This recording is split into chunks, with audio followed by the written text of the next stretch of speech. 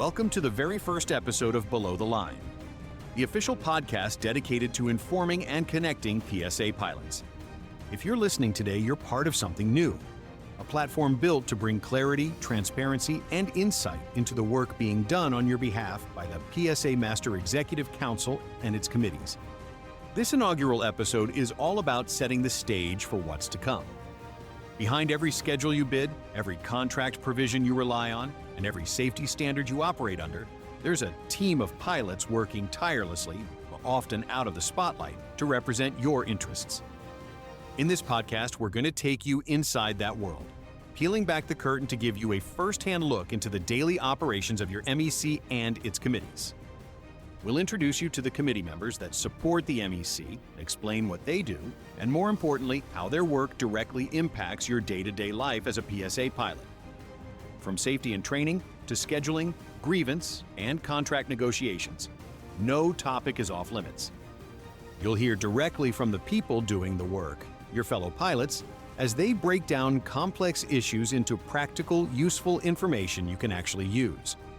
If you've ever wondered how decisions get made, who advocates for you, or how you can get involved, well, you're in the right place. And if you've never thought about those things before, that's exactly why this podcast exists.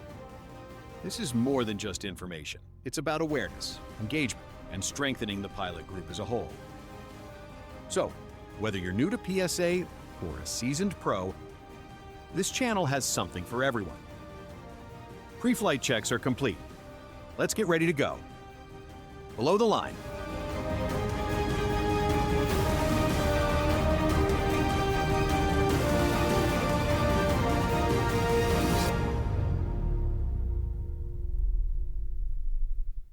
Joining us today is Captain Dan Stanchek. He's the chairman of the Central Air Safety Committee. Dan, welcome to Below the Line.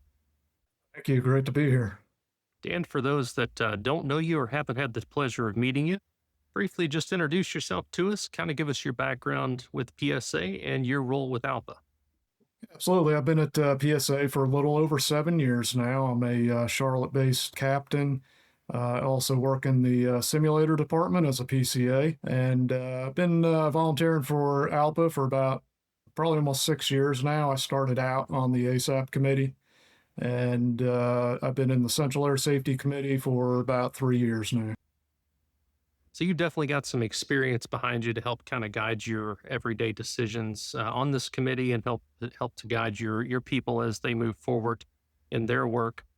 Kind of jumping in here, a lot of people don't really know ALPA's motto is actually schedule with safety, and the Central Air Safety Committee is a pivotal part in that mission.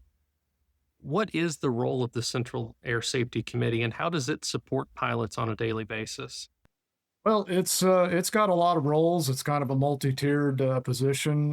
One of my main roles is overseeing and providing support for the ASAP, FOQA, fatigue, and accident investigation committees, and just providing the leadership and the volunteers in those groups with what they need so they can have healthy committee operations, and just providing the support they need and the guidance they need. And also, I do a lot of interacting with the company reps as well in that process.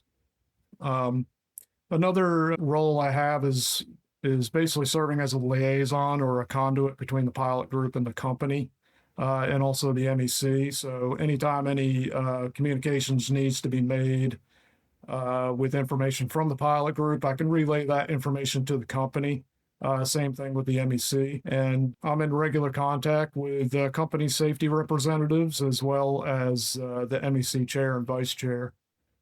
And lastly, an important aspect of my role is to assist pilots in the event of a hotline call.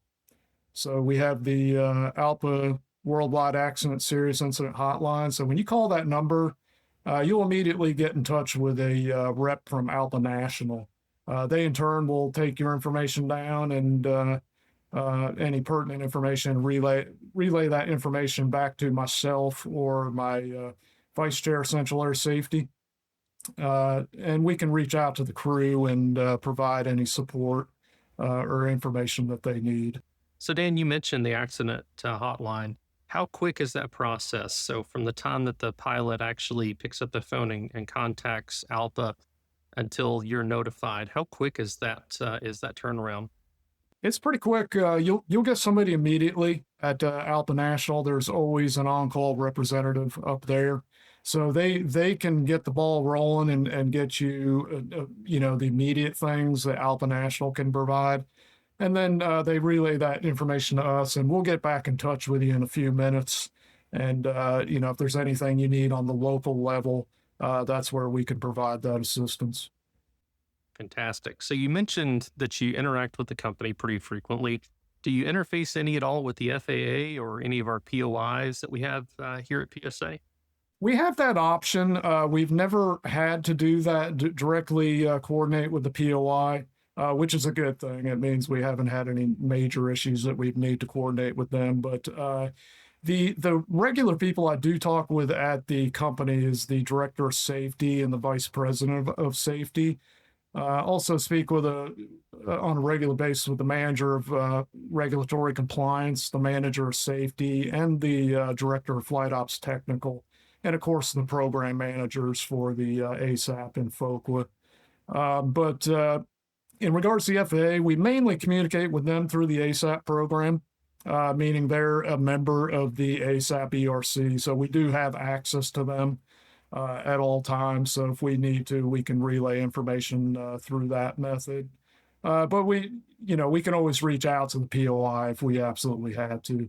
But the company is good about having open communication with us, and they're willing to talk to us anytime we reach out to them. So, I think it goes without saying that our operation faces challenges here and there. What are the biggest safety priorities that you see that PSA has right now in order to lessen the impacts of any of those challenges? So I would say gathering as much information as we possibly can from a line perspective is our biggest challenge, and turning that information into usable solutions. So information without some kind of solution is kind of useless. So we have to take a whole lot of information from different programs and basically try to find out if we have risks that we're not seeing, and maybe that data will turn into identifiable systemic risks. And we take that information and we turn it into mitigations, hopefully to reduce these risks that we're seeing. But the main thing is we want to hear from the pilot group. They're the foot soldiers out there. They're the ones seeing this stuff. So don't be afraid to talk to us. We're Alpha reps. Obviously, we are here for you. We're here for your benefit, and we're open to listening to anything you got for us. We know that sometimes it can be intimidating to talk to company representatives. That's what we're here for, is to kind of be that buffer. But I would say ASAP reports, DARTs, safety hotline calls. That's with the company.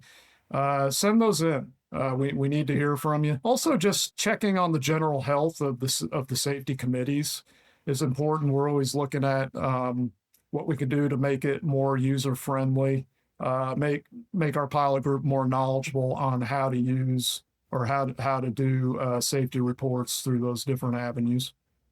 So, kind of jumping into that safety culture that you were discussing, how would you describe our safety culture at PSA? Would you describe it as strong, improving, needs improvement in certain areas? Kind of what's the committee's overall stance right now? So overall, we have a good safety culture, I believe, which allows for open, non-punitive reporting avenues. There's always room for improvement. Of course, from the company's perspective, sometimes they're looking at efficiency. Of course, it is a business that needs to be reliable and efficient. But we look at it as, just from the safety perspective, and that creates a good balance. But we want pilots to know that they can openly report safety concerns without fear of affecting their jobs. We're always looking out for that because we know the fear of reporting would be devastating to safety. And that's why the company has a confidential reporting system and why we have the ASAP program that facilitates protected reporting avenues. And the only way we can correct safety issues is if we know about them. Kind of going back to that, you had mentioned the company's confidential reporting system. Is that through internal operations reports or is that through another mechanism? Well, the ops reports are not exactly confidential. That there's a lot of eyes that get put on those. That's just general information. Obviously, you're required to fill out ops reports for many things, but if you want to forward some information to say the fleet captains, you're welcome to do it through that avenue. But if it's a safety issue, you can go to the safety page on the PSA website, and there's a phone number they have on there, and you can just file a confidential safety report if you need to. You can do that, or you can go through us. You can file a DART with Central Air Safety, or if it's more focused like ASAP or fatigue related, you can send a DART to them. So I would say probably the safest way to report a safety issue is just send me a DART directly, and I can relay that information confidentially to the company if you wish. So, kind of shifting back to the different areas that you oversee, you mentioned that you oversee ASAP, FOQA, and fatigue risk management. Can you briefly hit on what each of those kind of their areas of responsibility, things that they're trying to identify and mitigate? So first, I'd like to talk about the ASAP program, which stands for Aviation Safety Action Program. And basically what that is, it's a voluntary reporting program, and it's used to identify and correct hazards. And so when you submit a report through that, the FAA looks at that as information that we may not have gotten if you hadn't volunteered that information. So it's a program to encourage voluntary reporting. While most people think it's, well, I screwed up, I got to go fill out an ASAP report to protect me from any company or FAA action, while it does provide those protections, the main reason for the ASAP program is to get and gather data and information so that we can create mitigations to correct those or trap those hazards. I wanted to talk real quick about the composition of the ASAP committee. That includes the ERC members. The ERC is the Event Review Committee. And that includes the company reps, which happen to be our LCA supervisors, our ALPA reps, and then an FAA rep. And of course, there is the program manager who kind of oversees that program. So when you submit a report, it's going to be reviewed by the Event Review Committee, which are those entities I was just talking about. And their main role is to determine the root cause and take action based off that information we got. You'd be surprised to know how manual amendments and QRH amendments have been made as a result of ASAP reports. So that information matters. It's if you see a safety issue, it doesn't necessarily need to be where you screwed up or did something where you feel like you're going to get in trouble. It could just be a safety issue that you could report through the ASAP program. And the great thing about that, if you need the FAA to get eyes on something, they're going to see that. Another portion of this is FOQA, and there may be occasions when pilots receive a unsolicited phone call from somebody and they'll identify themselves as with the FOQA team looking for information on a particular flight. What is that phone call about? Kind of what is FOQA's main goal? Yeah, so FOQA stands for Flight Operations Quality Assurance. Everybody kind of has an idea of what this does, but what it is it takes recorded flight data, and it basically monitors how flights are actually being flown in real life. It attempts to catch risks before they turn into incidents or accidents. So we're looking for trends in data. And basically, our volunteers, our ALPA volunteers, are called gatekeepers on FOQA. And the gatekeeper's role is just to get an expanded idea of what happened on any particular event. So if the flight hits certain parameters, and those are pre-programmed parameters, it will basically trigger to flag that flight. And at that point, the FOQA analysts will provide that flight information to the gatekeepers, and the gatekeepers in turn will go in and find out who the flight crew members were. So the company will never know who these flight members are. It's all de-identified. So the gatekeepers, they're going to reach out, and all they're doing is trying to get a better understanding of why this happened or why you did this or that. I would encourage you to talk with them. Nothing you say to them will ever be affiliated with you or turned over to the company or the FAA. There's absolutely no risk in talking to the gatekeepers, and they greatly appreciate it when you answer the phone and you're willing to talk to them. Well, Dan, that's definitely a good thing for all of our pilots to know. Kind of shifting gears here, with the operational tempo that we're going into summer with, we're going to be dealing with more frequent delays as a result of weather, ATC constraints, and other issues. Fatigue starts to kind of come to mind because we're running longer days as a result of that. What type of fatigue program does ALPA oversee? We have a FRMC, which is the Fatigue Risk Management Committee. They meet on a monthly basis to review fatigue reports. And basically what they're looking at is they are analyzing trends or trying to detect any problems that might be causing fatigue. But their main goal is to determine the root cause of the fatigue event first, and then taking that and seeing, are we seeing this, are we seeing a pattern here, basically? And is there anything we can do to correct this and reduce the amount of fatigue events that we're having? So they're going to recommend mitigations to correct those problems. So when fatigue is always available to you, to call fatigued, sometimes it's kind of a fine line between am I tired or am I actually fatigued? But we always tell you err on the conservative side. If you think you're either fatigued or you may become fatigued on any particular flight, go ahead and make that call to scheduling. And you got to say the words, I am fatigued. So that's a complaint we hear from the chief pilot's office in scheduling on a regular basis, that some pilots are hesitant to say, I am fatigued. So if you are, just say it, and they'll immediately release you into rest. And just a reminder, after you do call in fatigued, you do need to file a fatigue report within 24 hours of the end of the trip or 24 hours from being released from the trip. It's real important to explain the root cause of what caused the fatigue so that they can get a good idea of what caused it. Yeah, I think that's a major point that kind of needs to be driven home a little bit. I know just from our discussions on other committees, we see quite often where a pilot will say that they're fatigued and not actually follow up with the required reporting. Ultimately, they'll reach out, try to see if there's anything that we can do to overturn any type of back-end points that result from that. And unfortunately, if the time has expired based on the company's policy, it's not typically something that we can do. You had mentioned one thing that I kind of want to jump back to. You'd mentioned the difference between being tired and being fatigued. Can you kind of expand on that just a little bit?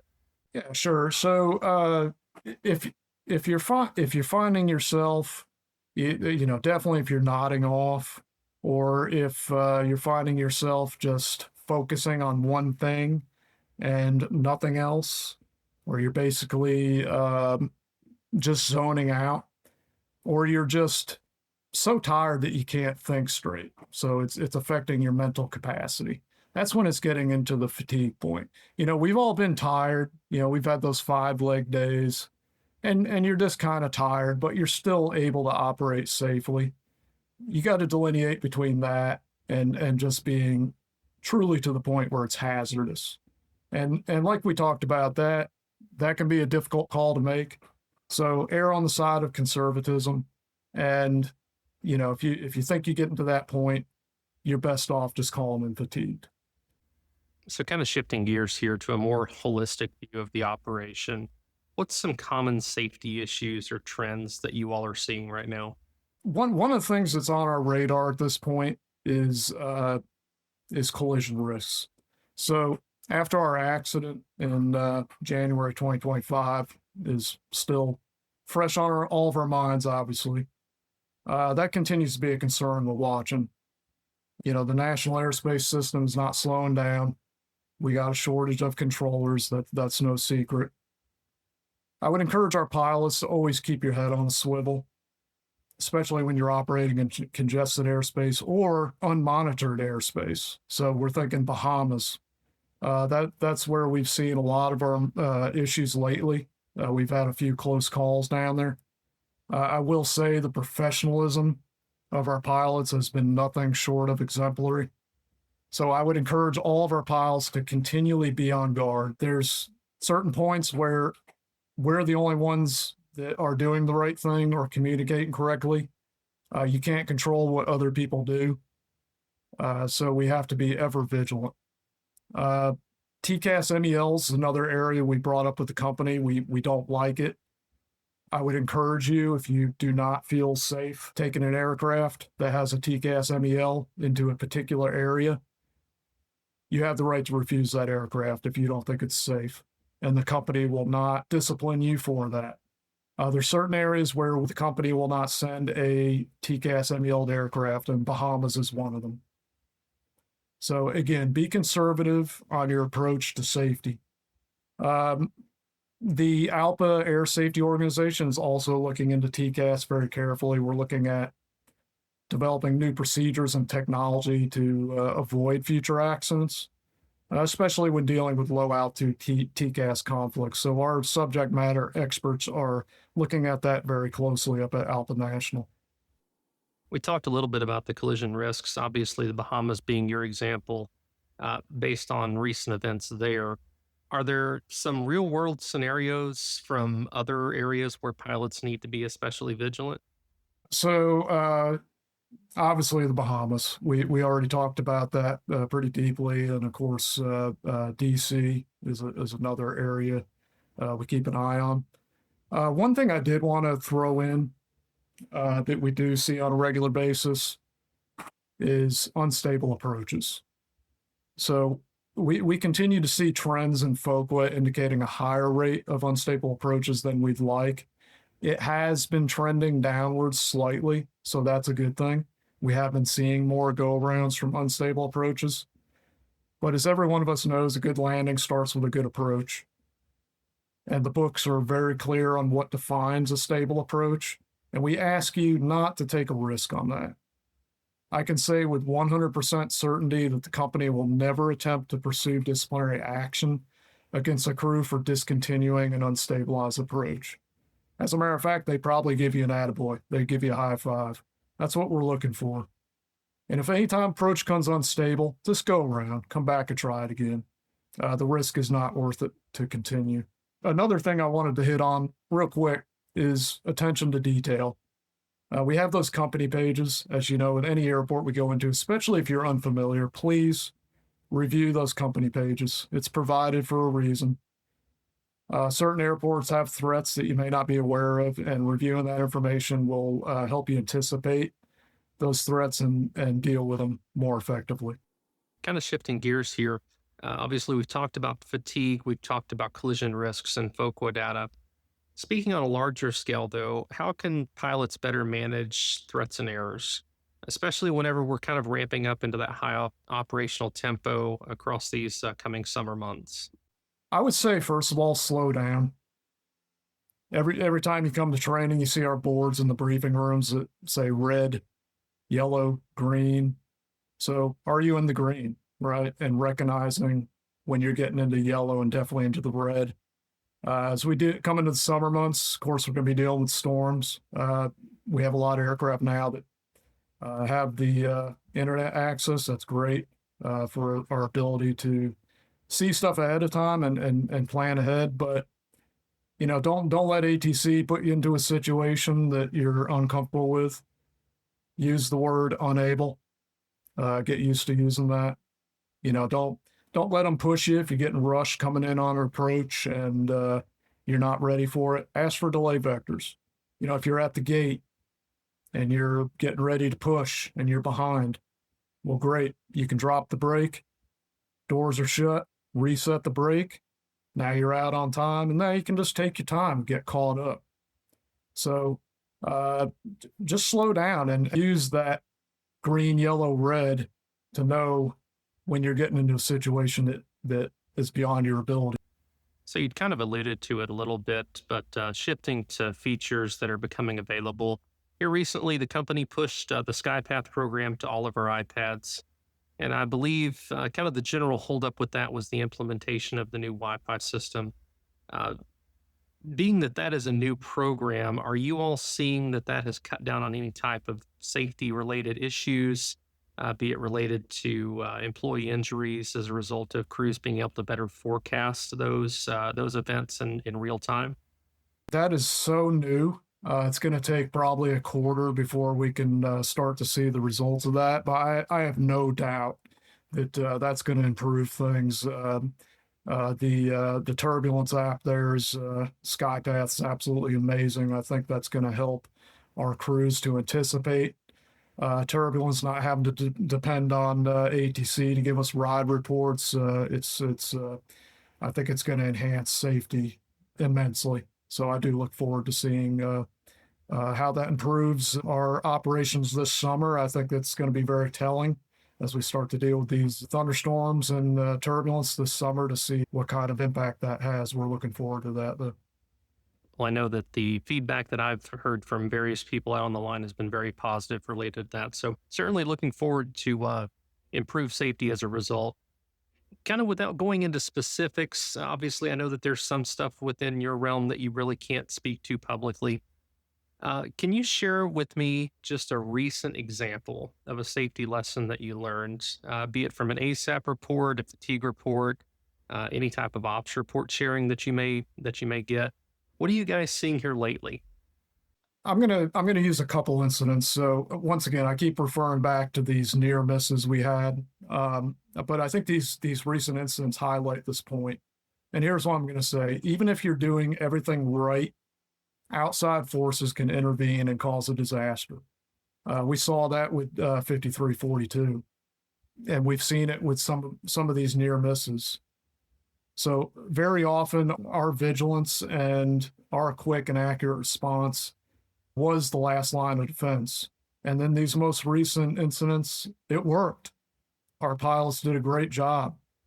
So again, head on a swivel, eyes outside, situational awareness on what's going on around you or in the traffic pattern when you're coming into land is so important. So, in your role, you interface with a lot of different people at a lot of different properties. Being the chair of PSA Central Air Safety Committee, how do we compare as far as PSA to other organizations that you interface with, say Delta, United, FedEx, where kind of their resources are a little bit more vast? How do we compare? I would say most airlines operate on a pretty similar level with their safety programs. The safety programs all have the same goal. How the programs are operated and the minutia of what may differ from one airline to the next is pretty similar. In Central Air Safety, we do have regular meetings with the ALPA National Safety Council, which is all the other ALPA carriers. So we do interact with Delta and United and FedEx and all the big boys out there. We share information from each of our groups in order to incorporate best practices.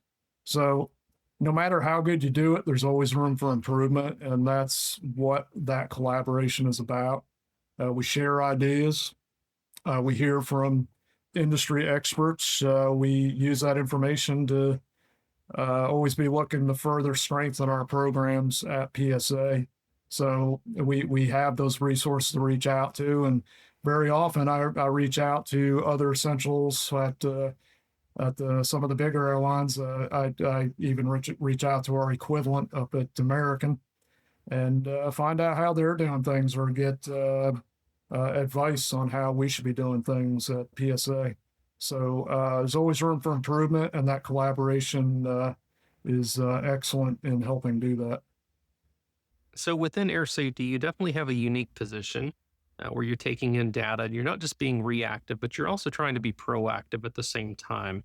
When we look forward, what does the future of safety look like? What are some of the initiatives or improvements that you're seeing currently in the works or maybe coming out very shortly? Yeah, so we're always trying to make our safety programs more user-friendly for the pilot group. That's the most important thing. We want people to be comfortable using these programs. Communicating the pilot perspective to the company is on the top of our list.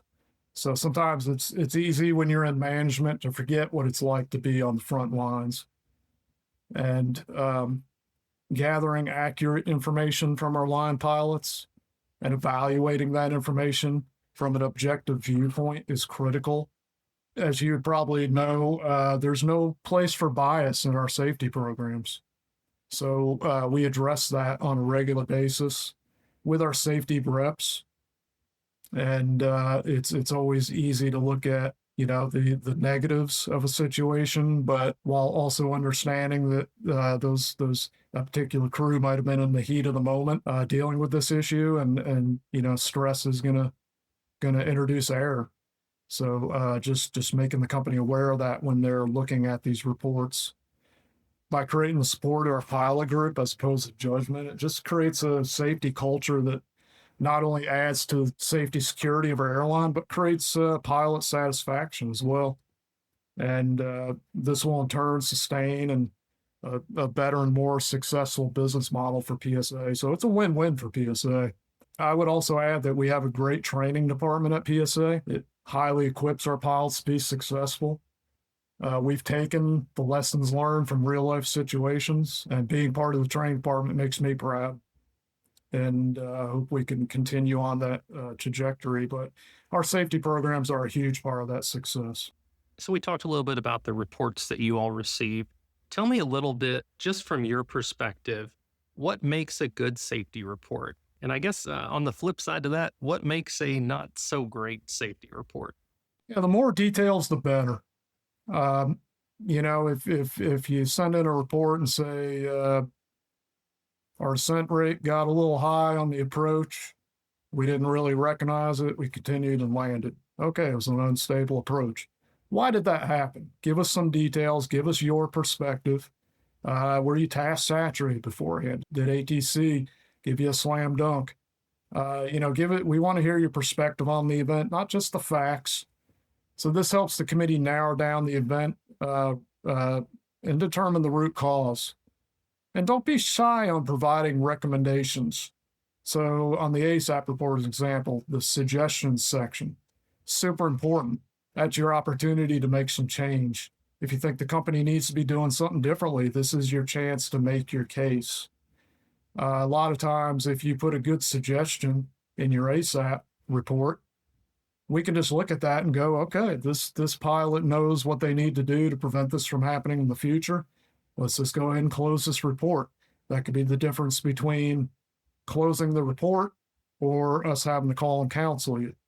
Or if it gets elevated even further to possible training that can come out of that. So give us details. That's super important. If you give us abbreviated reports with limited details, that's what makes a bad report. So you mentioned earlier kind of people not really wanting to provide enough details or not providing enough details in those reports. And then we talked earlier that people may actually be a little bit hesitant to file a safety report. If you were speaking to a pilot in your position, knowing what you know and kind of everything that you've seen, what would you say to a pilot that may be a little bit hesitant to report an issue? I'll say this. If you knew an accident was going to happen and you could intervene to prevent it, would you? Of course, the answer would be yes. Well, that information could be more critical than you think. Let us know what's going on so we can address it. If you're uncomfortable dealing with the company, you can always confidentially reach out directly to one of us. Send us a dart. That's the best method. And one of us will call you directly and talk to you. And the great thing is I can bring that information directly to the decision makers at the company. I've had many situations where I've made a direct call to the director of safety and that situation is resolved immediately. So we'll never share your information with the company without your permission. But remember, if your question deals directly with any of the committees specifically, you should send a dart to those committees, whether it be ASAP or FOQA or fatigue. But let us know about it so we can deal with it. So one final question for you, and we'll wrap up for the day. Kind of speaking to your personal thoughts on this, why is this meaningful to you within the scope of Central Air Safety? What's been the most meaningful thing to you personally across the years that you've been a volunteer? Well, I'll start out by saying that the reason I love this committee is because there's no politics involved. It's just about safety. That's all I have to focus on. So I have to remember every day lives are on the line, and changes that we help make could prevent an incident or an accident. So I'll also say we have to keep each other accountable, not just the pilots, but the company. Like I said, the company is safety oriented, but they also have to focus on efficiency. So we have to keep them accountable as well, and we remind them of that on a regular basis. Well, Captain Stanchek, thank you very much for taking the time to join us today, providing your insight into the Central Air Safety Committee. Obviously, it's something that each of us interact with on a daily basis. We may not necessarily see your actions and kind of your committee's work firsthand. But on behalf of all of our pilots and the MEC, we'd like to applaud you and your group for the work that you all do every single day for us on our behalf. So thank you very much for joining us. And thank you to each one of you for tuning in to this episode of Below the Line. Join us next time as we continue to explore more of your MEC committees, their roles and responsibilities representing you on a daily basis. Until then, stay safe, fly safe, and we'll see you next time on Below the Line.